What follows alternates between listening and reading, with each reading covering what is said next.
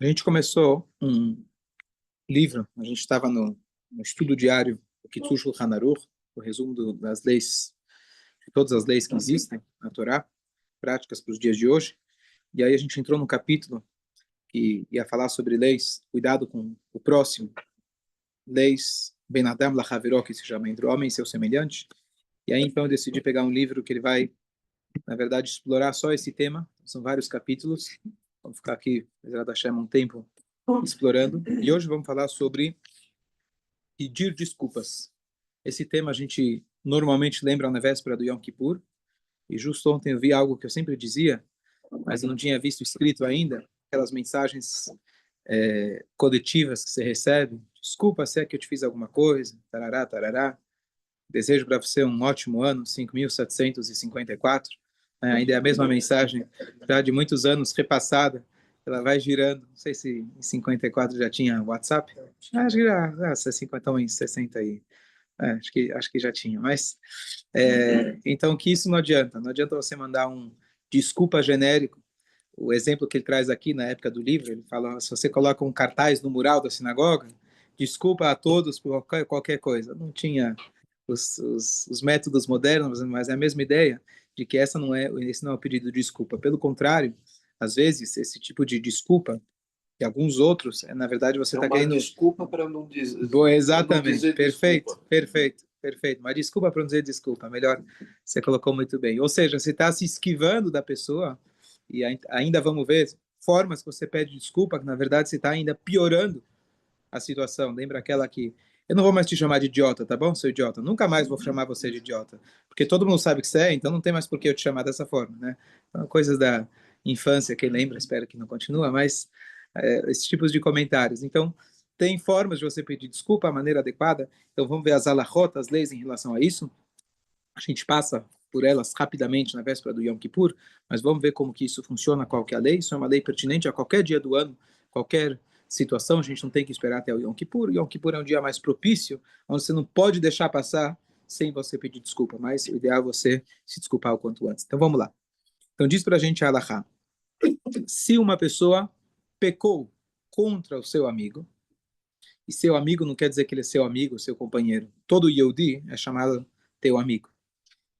De qualquer forma que você possa ter magoado, ofendido, tanto se você agiu contra ele, um ato, por exemplo, bateu, prejudicou, Deus nos livre, ou se você envergonhou a pessoa, ou seja, um dano moral, um dano físico ou um dano moral.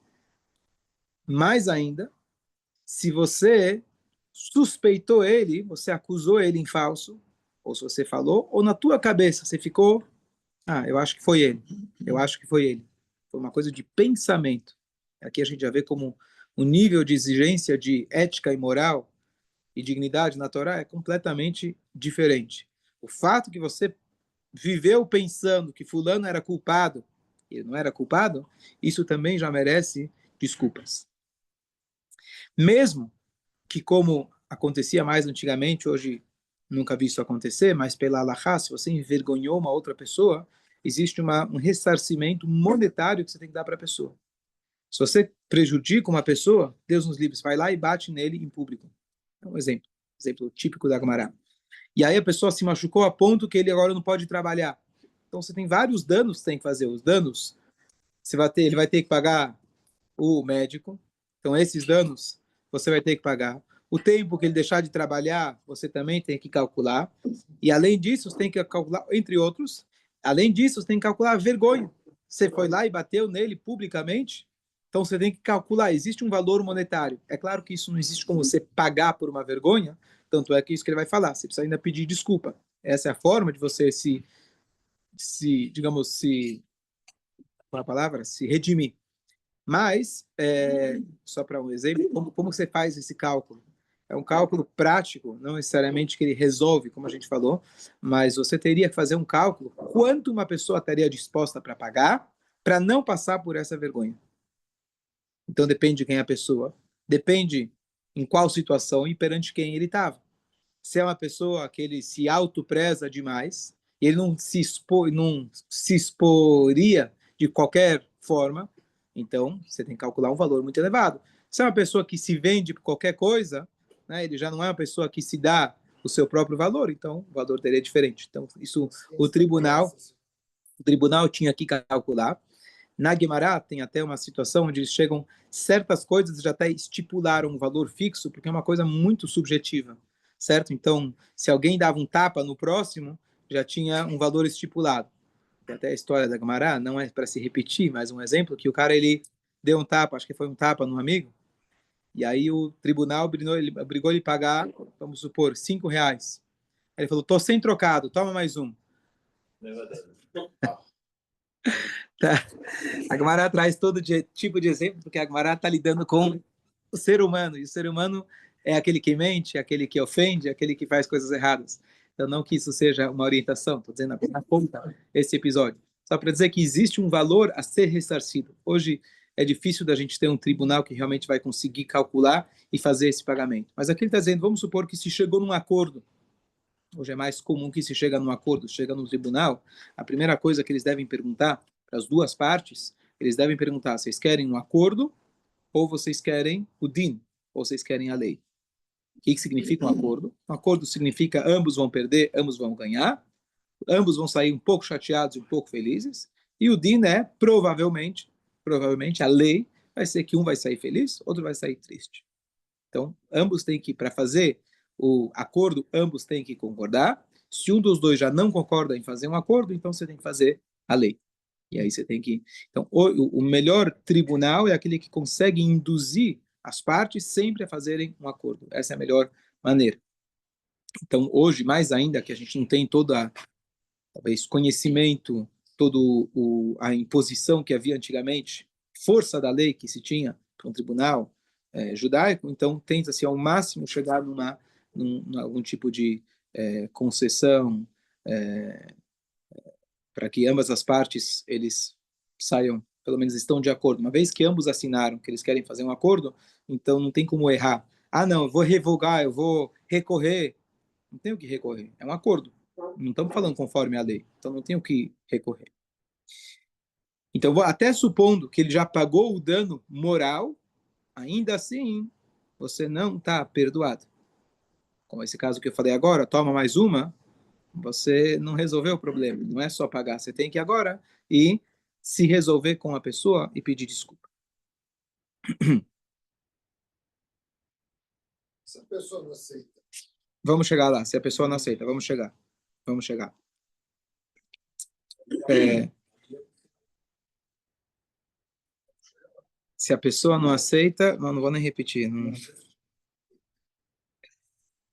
E aqui ele traz de novo aquilo que eu falei, que na véspera de Yom Kippur é um dia, um momento mais propício para você e propício até para aquele que você está pedindo, porque ele também quer ter um bom julgamento, então ele sabe que se ele perdoar, mais chance dele ser perdoado também. Se foi difícil para ele perdoar, melhor, mais mérito ele tem naquele dia, então é um momento propício. E às vezes a gente esquece, a gente pede desculpa para aquele cara que você nunca viu na vida, você manda lá um WhatsApp, tarará, bonitinho, e para tua esposa, teu filho, teu pai, etc., você esquece de pedir desculpa. Então, para as pessoas mais próximas, que a gente está no dia a dia, a gente se sente à vontade, são aquelas que mais provável a gente eventualmente falou alguma coisa errada, pensou uma coisa errada, agiu de forma errada, e para elas a gente tem que pedir desculpa.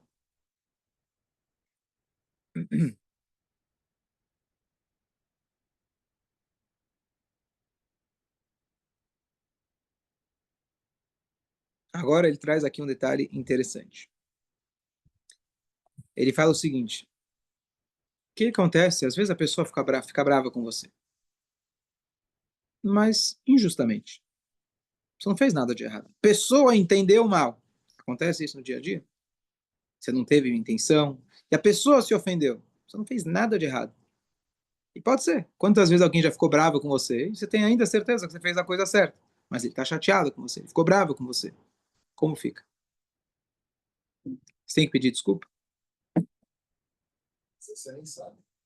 Bom, se você não sabe, não sabe. Aí não tem como.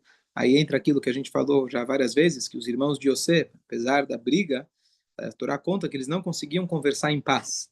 Ou seja, eles não guardavam no coração e faziam duas caras. Então eles falavam, se alguém está chateado, o correto, o certo é você chegar e falar, olha, estou chateado com você por A, B, C. Então, se você não tem como saber, fica difícil. Então, você não tem como pedir desculpa. Mas como fica? A pessoa está chateada com você e você fez a coisa certa. Pelo menos você acha que fez a coisa certa. Vamos pedir desculpa aos outros. Precisa de desculpa? Pedir desculpa? Os dois. Então você chega e fala, olha, eu quero que você me peça desculpa e eu te peço também. Não, mas se a Chance pessoa pequena de... ignora que você está chateado, não tem como saber. Às vezes o outro, ele tem um rancor, assim, que ele tranca com ele, Então, não fala, a Torá não foi dada para para... o outro não fica sabendo. A Torá não foi dada para anjos. Uma frase dos nossos sábios. Ou seja, se eu não sei, não tenho como saber, então Deus também não vai te julgar por isso, você não tem como saber. Agora, se o cara parou de olhar para você e parou de te cumprimentar, é um motivo de você, de repente, chegar e falar, aconteceu alguma coisa? Está escrito que se você cumprimenta uma pessoa, a pessoa não te devolve, não fala bom dia, ele está roubando de você. Porque você foi lá, Isso gastou do pessoa... teu emocional, saliva, oxigênio, foi lá, falou bom dia, e a pessoa não te respondeu. Fala. Mas isso com as pessoas que você encontra habitualmente. Uma pessoa que você não vai encontrar habitualmente... De novo, se você não tem como saber, então acredito que a Hashem não vai te julgar por isso, porque você não tem como saber. Sim. Tô falando de alguém que você sabe que a pessoa se ofendeu. Pede desculpa ou não? Sim. O que vocês acham? Está muito quieto para uma situação como essa, Arthur. Vamos falar. Vai conversar com a pessoa, pergunta que aconteceu alguma coisa, né? Bom, então a primeira coisa tem que conversar. A primeira coisa tem que tentar conversar. Tem que ter a humildade de ouvir o lado do outro. E aqui eu acho que a maioria das discussões do dia a dia, pega um casal, tá certo? Mas eu não fiz nada de errado. Sim, mas a pessoa se ofendeu. Então, a ideia de ofender é subjetiva. Isso é uma coisa que eu aprendi na vida. Mas o cara, ele não tinha motivo para eu se ofender. Eu só falei ABC. Eu só fiz ABC. Isso não é motivo de ofender. Ofensa é subjetiva. Para aquela pessoa, isso é uma ofensa. É simples. Para aquela pessoa, isso é uma ofensa. Então, primeira coisa, você tem que se colocar no lugar da pessoa. Se eu tivesse, talvez, um cérebro menor como ele, uma pessoa que tem uma cabeça pequena, que se ofende por qualquer coisa, também ia me ofender. Ah, mas eu não me ofenderia. A gente quer olhar com com o meu olhar. Ah, mas eu não me ofenderia. Tá certo. Então, se uma pessoa, Deus nos livre, tem sei lá, alguma deficiência física, emocional, mental, você vai lá e ri dele, é claro que ele vai se ofender. Você ri de alguém que não tem aquilo e fala, você não tem braço. Deus nos livre. Mas ele tem braço. Ele vai se ofender? Não tem ofensa. Então, na questão física é muito mais aparente, é fácil da gente identificar. Mas nas fraquezas que são invisíveis, tem aquela pessoa que vai se ofender, porque para ele isso é uma fraqueza, para o outro não. Então esse é o primeiro ponto. Então ele se ofendeu, é motivo de você pedir desculpa, e não é aquele desculpa porque você se ofendeu. Você acabou de matar o desculpa, você não falou desculpa. Desculpa que eu te ofendi, ponto. Você tem que falar, eu te ofendi. Tem que ter essas três coisas. Não adianta falar, ofenderam você. Desculpa que você se ofendeu. Você tirou o eu da história. Você não pode tirar você da história. Algumas pessoas se ofenderam, desculpa para aqueles que se ofenderam. Eu ofendi algumas pessoas, não é você.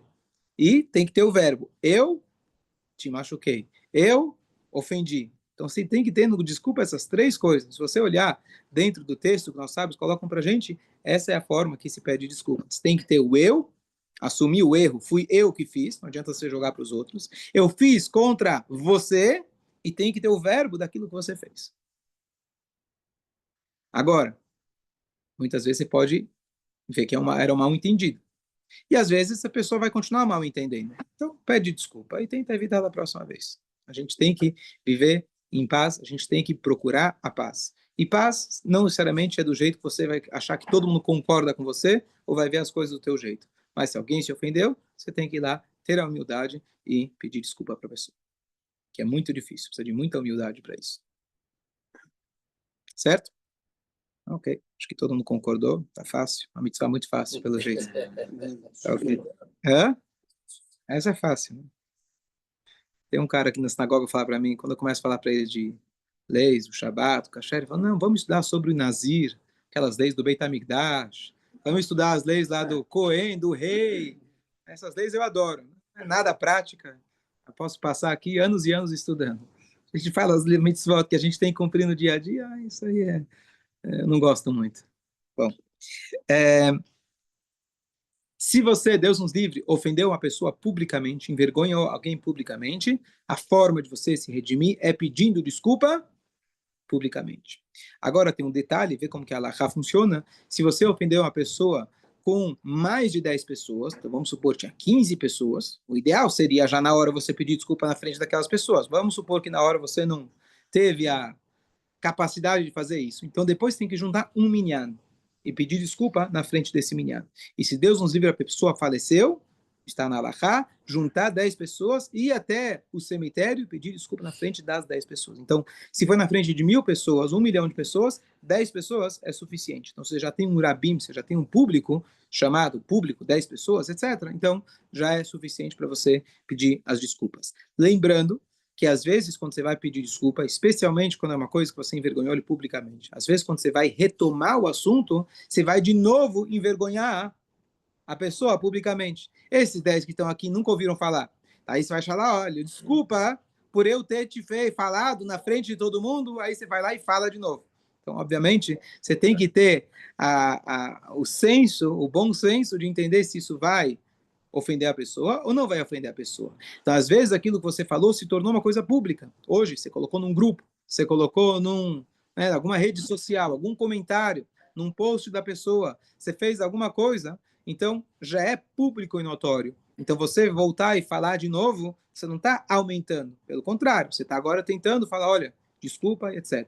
Existe uma lei que você motzi shemra, ou seja, se você difama uma pessoa, ou seja, você falou mal de uma pessoa, e aquilo se espalhou, a pessoa não tem obrigação, pela lei, a rigor, de te perdoar. Porque isso é irreparável. É irreparável. Muitas vezes é reversível. Então, mesmo que você vai falar, eu acusei fulano de desonesto. Coloquei lá, alguém perguntou, tem um mecânico? Não, aquele mecânico tem um corretor, mais comum entre nós. Não, ele é desonesto. Coloco lá no... Mesmo que eu chegue depois e fale, não, desculpa, ele é honesto. Você vai procurar ele na próxima? Você vai lembrar daquele comentário que fulano fez que ele é desonesto. É difícil a pessoa recuperar sua reputação. A pessoa, a rigor, não tem obrigação de perdoar. Um Hassid, alguém que faz além do rigor da lei, então ele deve se esforçar para perdoar mesmo assim, entender que isso era para vir, veio de Hashem, era para acontecer, e saber que Hashem vai garantir para ele a Parnassá independente de tudo, Hashem vai ressarcir ele, inclusive pelo próprio fato de conseguir perdoar realmente alguém que fez algo tão prejudicial a ele. Mas, a rigor, a pessoa não tem a obrigação de... Eu estou falando isso não para a pessoa que foi prejudicada, mas para nós pensarmos 10 vezes antes de falar alguma coisa de outra pessoa, antes de prejudicar uma outra pessoa.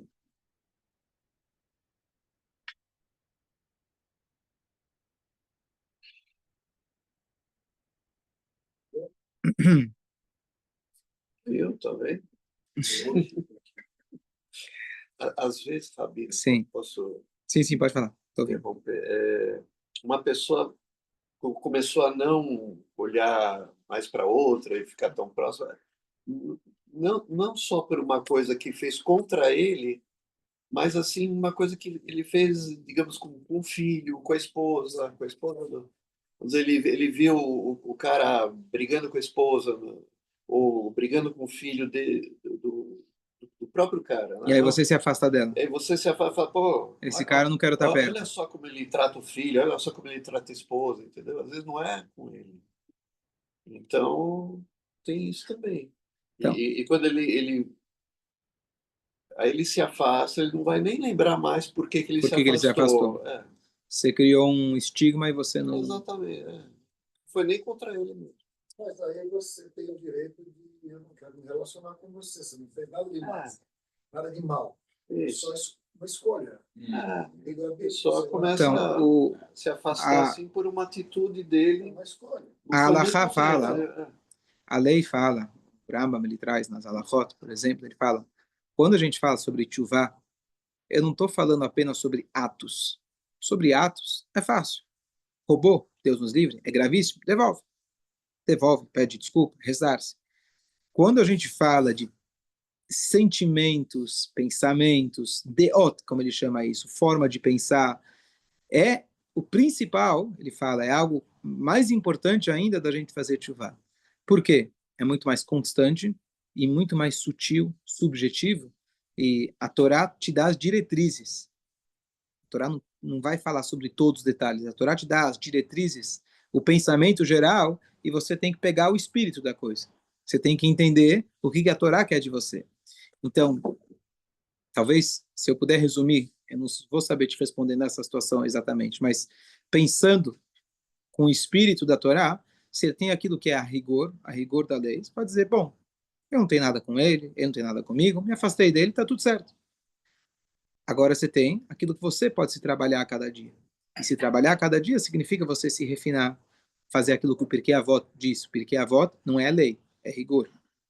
Não a rigor, é rigor. A pessoa quer ser mais rigorosa consigo mesmo. Então fala, você tem que julgar todo mundo favoravelmente. Não, mas eu vi ele brigando com a esposa. Você não sabe o que aconteceu. Talvez ele estava brigando com a filha que atravessou a rua sem olhar. Você não sabe a situação. Então sempre você tem que dar o... como chama? A dúvida, como chama isso? O benefício da dúvida. O benefício da dúvida. Isso é um trabalho para a gente se fazer. Então, com certeza, já viu milhares de histórias a respeito de tzadikim, como eles olhavam para as pessoas com um olhar positivo, ou alguém que julgava a pessoa e, na verdade, a pessoa não fazia nada de errado, só que você achava que ele está fazendo uma coisa errada. Tem várias histórias. Esse é o espírito. Então, é uma coisa que todo dia a gente tem que se trabalhar. E não deixar simplesmente passar, tudo bem, não vou ter nada com ele, acabou, beleza. Quando você está fazendo o teu cálculo, fazendo o teu Heshbon HaNefesh, vendo o que você fez, onde você pode melhorar, isso é uma das coisas principais que a gente tem que parar e se melhorar cada dia. E é um exercício constante. Eu sempre digo, é muito mais fácil você comer kasher do que você não furar fila. Furar fila é muito mais difícil. Se você está com pressa, não sei o que, vai lá. É um exercício que você tem que ter na hora, naquele momento, naquela situação, e vai se repetir, você vai querer de novo fazer a mesma coisa. Agora, kasher não é tão fácil, mais uma vez, se você introduziu no teu dia a dia, você vai esperar 6 horas de carne para leite, já tá no automático.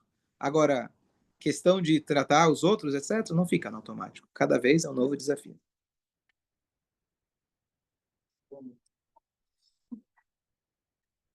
Aqui ele traz uma coisa bonita, importante, que quando a gente quer se redimir de alguma coisa que a gente fez errado para outra pessoa, aqui especialmente quando a pessoa envergonhou outra pessoa, desprezou outra pessoa. Então, além de pedir desculpa, etc., você tem que focar esse seu traço de caráter e ir para o contrário, tentar agir de forma que você vai dar mais kavod. Então, vamos supor, um exemplo bobo, mas você foi lá e desrespeitou alguém, desmereceu, envergonhou, etc. Então, eu não sou aquele que normalmente segura a porta para os outros passarem primeiro. Tem obrigação, eu posso passar primeiro e seguro depois. Mas sabe o que? Eu vou me esforçar mais ainda, porque eu sei que eu já pisei na bola nesse sentido, eu vou ser uma pessoa mais cuidadosa ainda. Exemplo que eu aprendi aqui, uma pessoa aqui na sinagoga, eu tento fazer, quando você sobe o elevador, está vindo para o minyan, você já aperta o 0 para o próximo. Não sei quem vai subir e não faz diferença, mas o que me custa se eu sei que o próximo vai chegar logo e para ele vai ser mais fácil se o elevador já estiver lá e não me custa nada. Então, esse tipo de coisa, você não vai ter uma halachá, uma lei que te obriga a fazer isso. Não vai estar escrito isso na lei. Mas é uma gentileza que você pode fazer e está dentro do espírito de Avat Israel, amor ao próximo.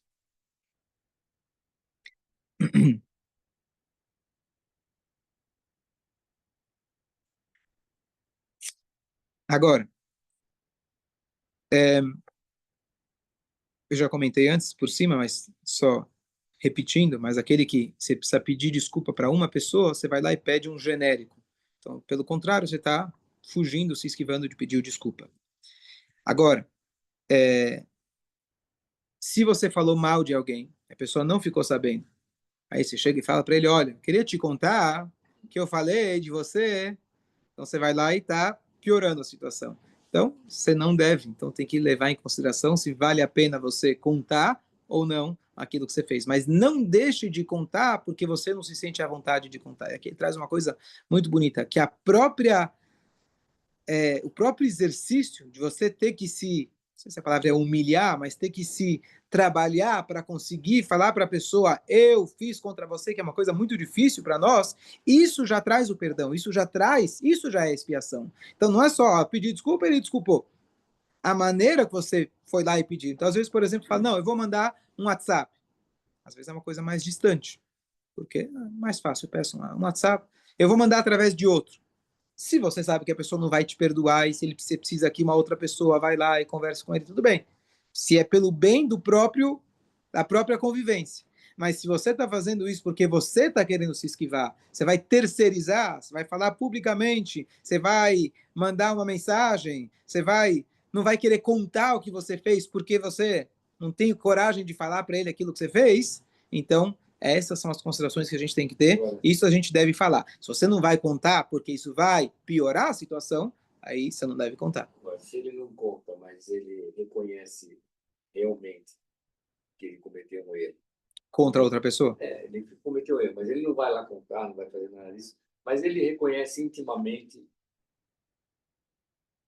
Você tem que pedir desculpa para a pessoa. Você tem que falar para ele, olha, eu não sei até que ponto, acho que como eu falei, é subjetivo, cada situação deve ser consultada, mas eu acho que você tem que ir até a pessoa e falar, olha, eu falei mal de você, eu pensei mal de você, mas o que você pensou? Foi um erro meu, desculpa, eu queria só. Bom, quando a pessoa vai ver que você teve a humildade de ir até ela e se confessar de uma coisa que a pessoa nem ia ficar sabendo, eu acredito que isso vai trazer uma convivência melhor. Mas sobre essa questão do pensamento, a Bíblia até fazer essa pergunta, né? Que bom que a gente está discutindo isso de novo. Depende da pessoa. Algumas pessoas, elas podem aceitar e vão achar isso com outras pessoas e isso vai ser péssimo. Pode até minar uma relação que você tem com uma pessoa. Perfeito. Então, por isso, tem que se colocar na balança, como eu falei, cada situação é objetiva, qual dos dois vai trazer uma melhor convivência. O que você não deve colocar na balança é teu ego. O teu problema, mas eu não quero me expor. E nós somos subjetivos, nós somos subjugados ao nosso próprio ego. E a gente, às vezes, coloca na balança só aquilo que a gente quer. Então, por isso, vale a pena consultar a pessoa independente, que ele vai poder te dizer, olha, eu acho que nessa situação você deve ou não deve pedir desculpa. Lembrando que você tem que levar em consideração o que a pessoa que está recebendo e não o teu ego, mas eu não quero falar, não quero me expor. E às vezes você está falando, eu não quero falar para ele, porque senão ele vai ficar chateado. Na verdade, é você que não está querendo se expor. Então, cada situação deve ser bem avaliada. A reflexão é mais íntima do que qualquer outra coisa, né? Porque quais as consequências dos meus atos? O que está acontecendo? Eu gostaria que alguém fizesse para mim o que eu estou fazendo para ele. Então, eu tenho que me cuidar, de ter o cuidado de não fazer mais isso. Se eu não tenho esse cuidado... Empatia. Aquela desculpa virou o quê? Perfeito. A linguagem que nossos sábios dizem é Tovel vesheretz beyado. Aquele que mergulha com um réptil na mão. O que quer dizer isso? Mergulhar se refere a mikve. A pessoa, quando quer se purificar, especialmente antigamente, vai no Beit HaMikdash, ele precisa se purificar, vai na mikve. E uma das maneiras da pessoa se impurificar, existem 8 shratzim, 8 répteis que a Torá considera impuros, que a pessoa não pode tocar. Se ela toca, ele está impuro, vai ter que ir na mikve. Então, mas a pessoa ela vai na mikve, segurando na mão o réptil, e ele vai entrar na mikve com o sheretz. Não adianta, você não vai cacherizar ele. Você está indo junto com ele. Então, é a mesma coisa que a pessoa, ela fala desculpa, mas continua exatamente igual. Então, você está querendo entrar na mikve e cacherizar, pelo contrário. Se eu sei, isso ele vai trazer agora, se eu sei que a pessoa que está pedindo desculpa, também preciso ser objetivo e não subjetivo, mas eu sei que a pessoa está pedindo desculpa porque é véspera de Kippur. Mas ele não está nem um pouco arrependido e eu sei que ele vai continuar fazendo. Então, não tem obrigação de desculpar a pessoa. Mas também tem que levar em consideração, eu estou realmente deixando de desculpar porque eu sei que ele vai repetir ou porque eu estou com dificuldade de perdoar? Bom, aí é uma coisa também a pessoa refletir bastante e ver, colocar na balança e às vezes pedir uma opinião de um terceiro que vai ajudar ele a chegar na conclusão objetiva. Bom dia.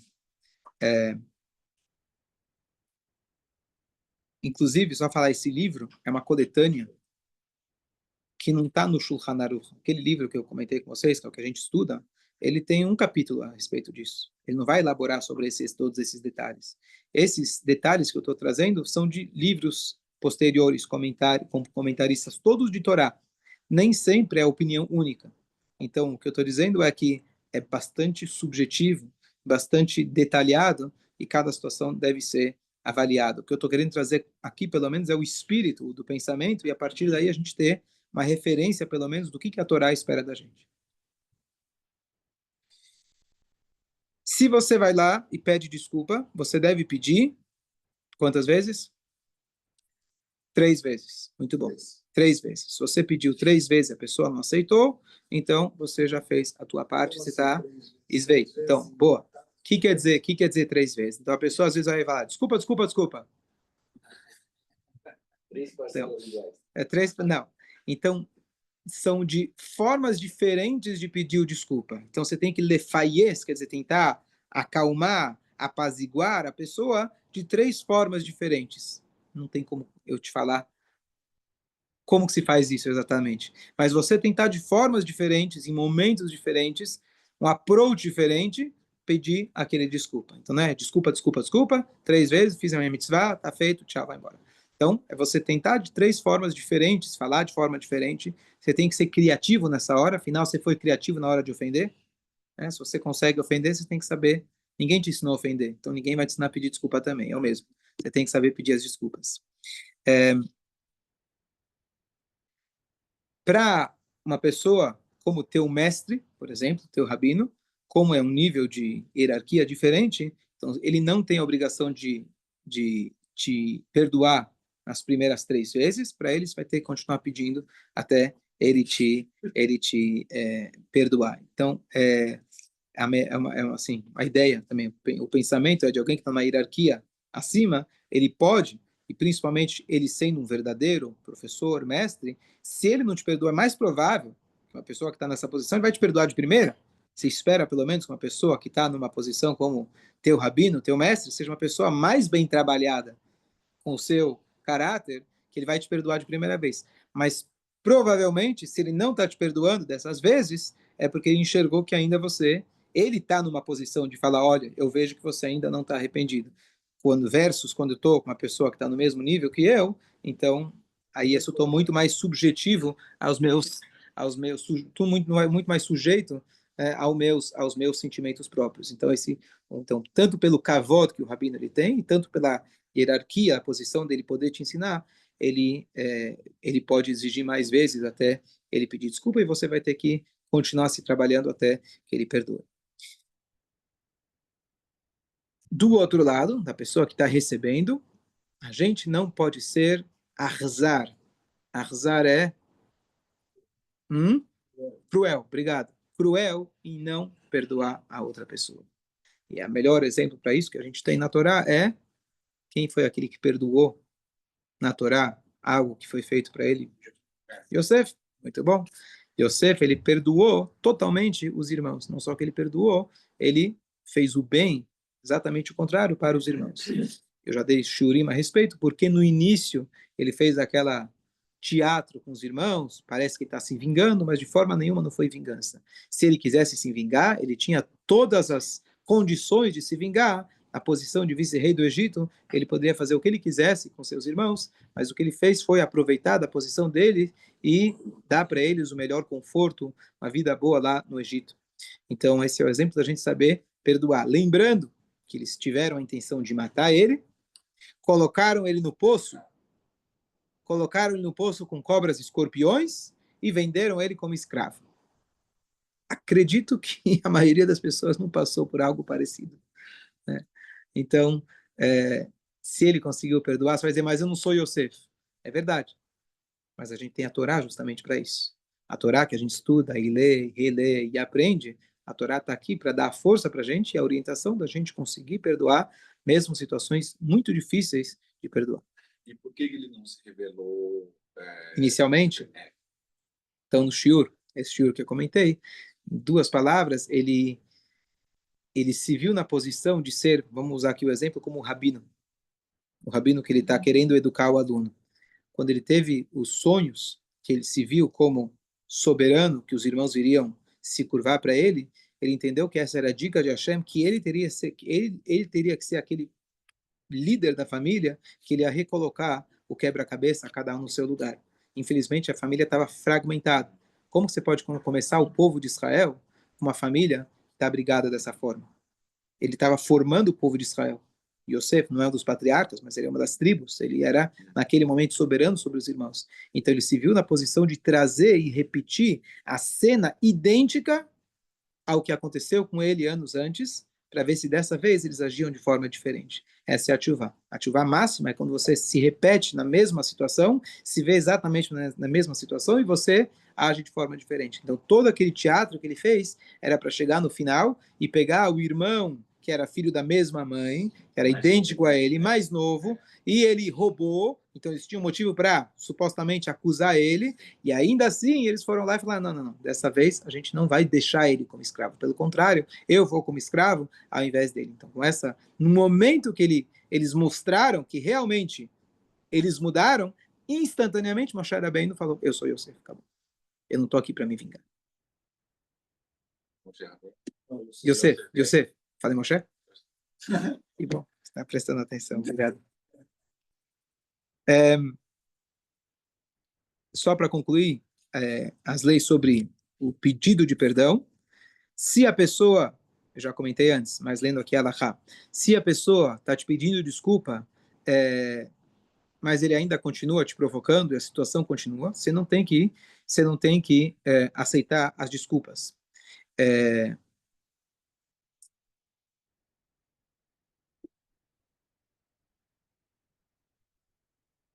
E aqui, só para concluir, 2 pontos. O David Amelech, ele foi pedir desculpa para uma família, um grupo de pessoas chamados Givonim, uma turma de Givon. A história é comprida, já comentei várias vezes. Eles negaram as desculpas. Depois que eles negaram, Davi decretou uma coisa que nunca aconteceu antes, que foi que ele decretou que eles não fazem mais parte do povo de Israel. Não existe um judeu deixar de ser judeu, você fala, você está fora, não existe. Mas ele falou, vocês se comprovaram que vocês não são judeus. Por quê? Um judeu, ele sabe perdoar. Se vocês não sabem perdoar, vocês estão fora do povo judeu. Então ele excluiu eles, uma coisa não existe, a gente não vê isso na história, mas por quê? Um judeu, ele sabe perdoar, número 1.